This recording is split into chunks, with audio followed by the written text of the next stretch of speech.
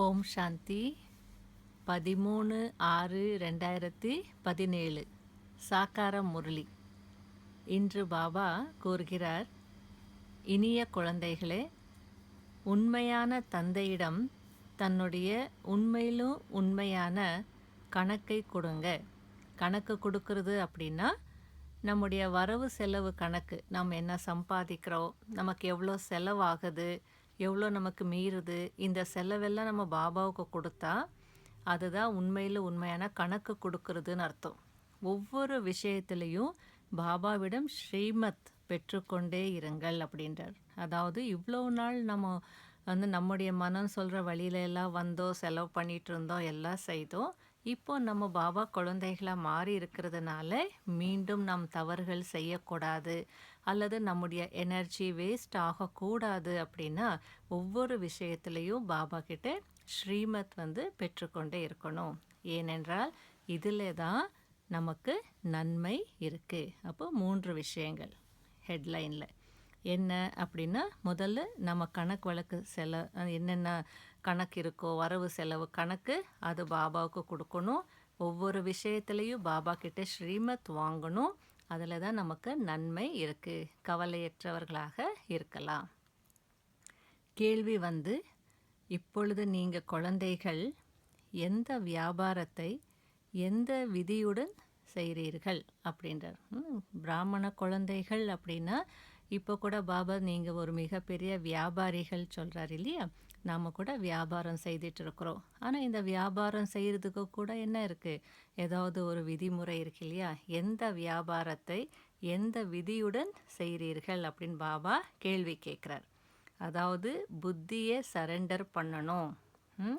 இந்த வியாபாரம் எப்போ நம்ம புத்தியை சரண்டர் செய்கிறோமோ அப்போ நம்ம என்ன சொல்கிறோம், பாபா நான் உன்னுடையவன் சொல்கிறோம் இல்லையா? அதோடு நிறுத்திடலை. அதுக்கப்புறம் என்ன சொல்வோம், இந்த உடல் மனம் பொருள் எல்லாமே உங்களுடையதுன்னு சொல்வோம். அதுக்கு பாபா என்ன சொல்கிறார், நாம் இப்படி சொன்னால் அதுக்கு பாபா ரெஸ்பான்ஸ் கொடுக்குறாரு இல்லையா? பாபா என்ன சொல்கிறார் அப்படின்னா, அப்படியா குழந்தைகளே, சொர்க்கத்தினுடைய அரசாட்சி எல்லாமே உங்களுடையது அப்படின்றார். இதுதான் வியாபாரம். நாம் என்ன கொடுக்குறோம், என்ன பாபா கிட்டேருந்து வாங்கிக்கிறோம். அப்போ அதுக்கான விதி என்ன, உண்மையான உள்ளம் இல்லையா? இந்த வியாபாரத்தை செய்யும் போது நம்முடைய மனம் அல்லது உள்ளம் உண்மையாக இருக்கணும். அதே நேரத்தில் நல்ல உறுதியான ஒரு நிச்சயம் கூட இருக்கணும். பாபா யார், நம்ம பாபாவுக்கு சொல்கிறோம், பாபாவுக்கு கொடுக்குறோம், இதில் எனக்கு என்ன நன்மை இருக்குன்றது உணர்ந்து அந்த நிச்சய புத்தியோடு செய்யணும். தன்னுடைய உண்மையிலும் உண்மையான அந்த வரவு செலவு கணக்கு பாபாவுக்கு கொடுக்கணும்.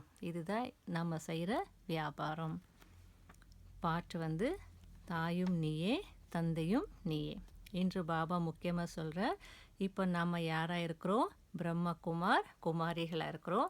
பிரம்மகுமார் குமாரிகள் ஸ்ரீமத்னுடைய அர்த்தத்தை நல்லா புரிஞ்சுக்கிட்டீங்க அப்படின்றார். அப்படின்னா என்ன அர்த்தம், எப்போ நம்ம பிரம்மகுமார் பிரம்மகுமாரியாக மாறுறோமோ கரெக்டாக ஸ்ரீமத் படி நடக்கணும் இல்லையா? ஸ்ரீமத்தை நல்லா புரிஞ்சுக்கிட்டீங்கன்னு என்ன அர்த்தம், ஸ்ரீமத்தில் தான் நன்மை இருக்குது. ஸ்ரீமத் அப்படின்னா என்ன, பாபா கூறுகின்ற உயர்ந்த வழி. இந்த ஸ்ரீமத் படி நடக்கிறதுனால தான் நம்ம சத்தியுகத்துக்கு போக முடியும், முக்தி ஜீவன் முக்தி அடைய முடியும். அப்படி நிறைய விஷயங்கள் நம்ம புரிஞ்சுக்கிட்டோம். அப்போ சிவ் பாபாவனுடைய வழி, இதன் மூலமாக ஆதி சனாதன தேவி தேவதா தர்மம் ஸ்தாபனை ஆயிட்டுருக்கு. அதனால ஸ்ரீமத்தை நீங்கள் நல்லா புரிஞ்சுக்கிட்டீங்க. ஏன்னா நம்ம ஸ்ரீமத் படி நடக்கிறோன்னா இது யாருடைய வழி, எதற்காக நான் இந்த வழியில் நடக்கணும், இந்த வழியில் நடந்தால் எனக்கு என்ன கிடைக்கிறது, இதெல்லாம் யோசிக்கணும் இல்லையா? அதனால தான் பிரம்மகுமார் பிரம்மகுமாரிகளுக்கு ஸ்ரீமத்னுடைய அர்த்தம் நல்லா தெரியுன்றார் பாபா. அதே நேரத்தில் பாபா இன்னைக்கு முக்கியமாக சொல்கிறார், நம்ம எல்லாம் படை வீரர்கள். அந்த படை வீரர்கள் முயற்சி செய்துட்ருக்குறோம். ஒரு சிலர் சதோ பிரதான முயற்சி செய்கிறாங்க, சதோ பிரதான முயற்சியாளர்கள். ஒரு சிலர் சதோ முயற்சியாளர்கள், சிலர் ரஜோ முயற்சியாளர்கள்.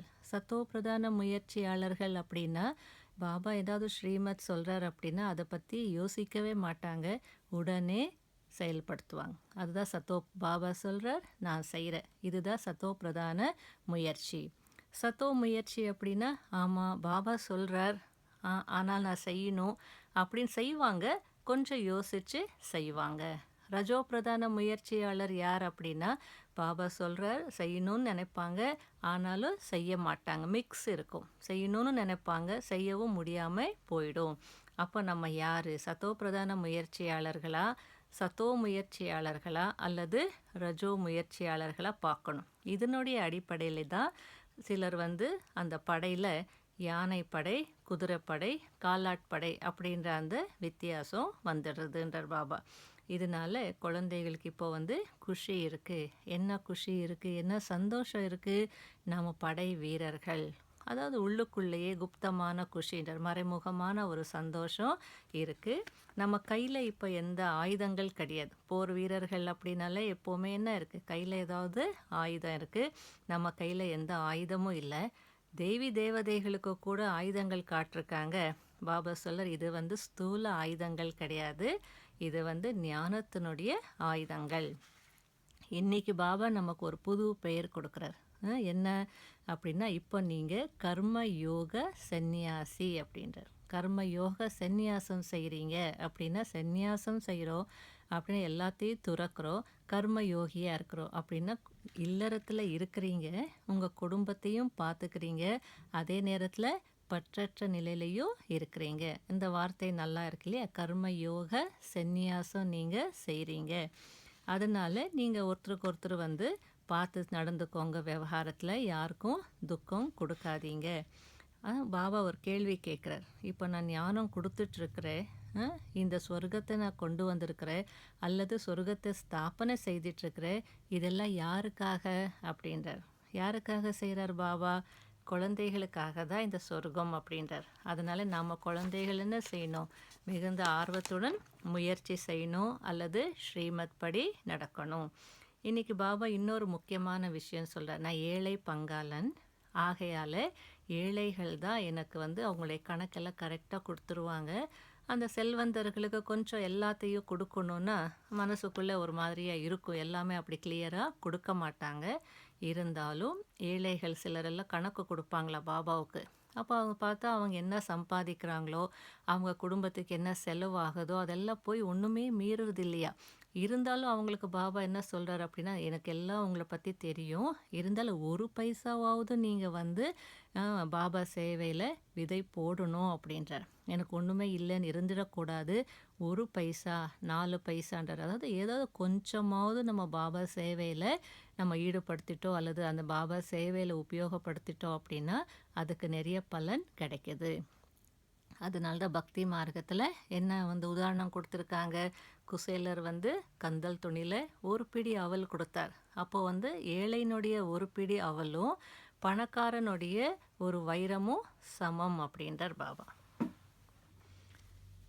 மேலும் நம்ம யுத்த மைதானத்தில் இருக்கிறோன்றாரு. அப்போ புயல்கள் வரும் தானே, அந்த புயல்களை பார்த்து பயப்படக்கூடாது. எப்படி வரும் புயல்கள்? பிரச்சனைகள் ரூபத்தில் வரலாம், மன கஷ்ட ரூபத்தில் வரலாம், நோய்கள் ரூபத்தில் வரலாம். உள்ளே இருக்கக்கூடிய எல்லா நோய் மேலே வந்து வருமா. இருந்தாலும் பாபா யார்? அவர் நமக்கு டீச்சர் இல்லையா? அவர் டீச்சர் வந்து உதவி செய்ய மாட்டார், சொல்லி கொடுப்பார். மற்றபடி நாம தான் என்ன பண்ணணும்? மாயோடு சண்டை போடணும். அதனால் குருடர்களுக்கும் நீங்கள் ஊன்றுகோலாக மாறணும் அப்படின்றார் பாபா. கடைப்பிடிக்க வேண்டிய முக்கியமான சாராம்சம், உள்ளுக்குள்ளே எந்த விதமான காமமோ அல்லது கோபமோ, கோபத்தினுடைய அவகுணமோ இருக்கக்கூடாது. அதை நீக்கிட்டு உண்மையில் உண்மையான இறை தொண்டர்களாக நீங்கள் மாறணும். புயல்களின் போது எச்சரிக்கையாக இருங்க, ஒருபோதும் தோல்வி அடையக்கூடாது. பாபாவின் ஆலோசனைப்படி குசேலர் போல என்ன செய்யணும்? ஒரு பிடி அவலை நீங்கள் கொடுத்து பாபாவிடம் இருந்து 21 பிறவிகளுக்கு அரசாட்சி அடையணும். வரதானம்,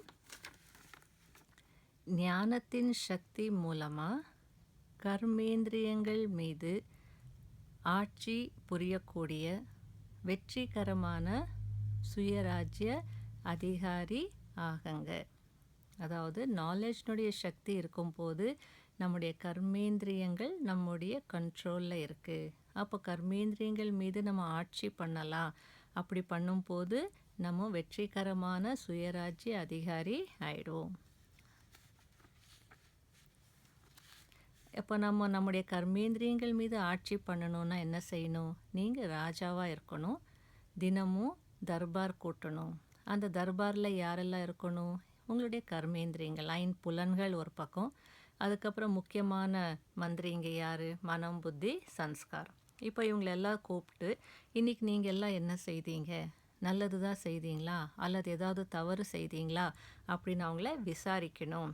ஏன் அப்படின்னா அந்த மாதிரி செக் பண்ணும்போது தான் நம்ம என்ன செய்தோன்றது நமக்கே புரியும், சேஞ்ச் ஆக முடியும், மாற முடியும். அப்படி இல்லை நம்ம தவறையே செய்துட்டு இருந்தோம் தினம் அப்படின்னா அந்த தவறுலேயே நம்ம எக்ஸ்பர்ட் ஆகிடுவோம், அதில் பர்ஃபெக்ட் ஆகிடுவோம். அதனால பாபா என்ன சொல்கிறார் அப்படின்னா தினமும் தர்பார் கூட்டணும். அப்போ யார் யார் என்ன செய்துட்ருக்காங்க என்னுடைய ஆட்சியில் அப்படின்றது செக் பண்ணி சேஞ்ச் பண்ணுங்க. யார் இது போல் சுயராஜ்ய அதிகாரியாக இருப்பாங்களோ, வெற்றிகரமாக ஆட்சி செய்வாங்களோ, அவங்களுடைய தொடர்பில் யார் வந்தாலும் திருப்தியாக இருப்பாங்க. அப்போ அனைவருடைய நன்றிக்கு பாத்திரமாக மாறுவாங்க. அதாவது நாம் சுயராஜ்ய அதிகாரியாக இருந்து நம்முடைய ஐம்புலன்களை நம்ம ஒழுங்காக எல்லாம் செயல்படுத்திட்டோம் அல்லது ஆட்சி பண்ணோம் அப்படின்னா அப்போ நம்ம யார்கிட்ட விவகாரம் செய்கிறோமோ அவங்க எல்லாம் திருப்தி அடைவாங்க. எல்லாரும் நமக்கு நன்றி சொல்லுவாங்க. அப்போ அந்த நன்றிக்கு பாத்திரமாக மாறிடுவோம். ஸ்லோகன் ஒவ்வொரு நேரத்திலும் செய்பவரும் செய்விப்பருமான பாபா நினைவு இருந்தால் நான் என்ற உணர்வின் அபிமானம் ஒருபோதும் வராது. ஓம் சாந்தி.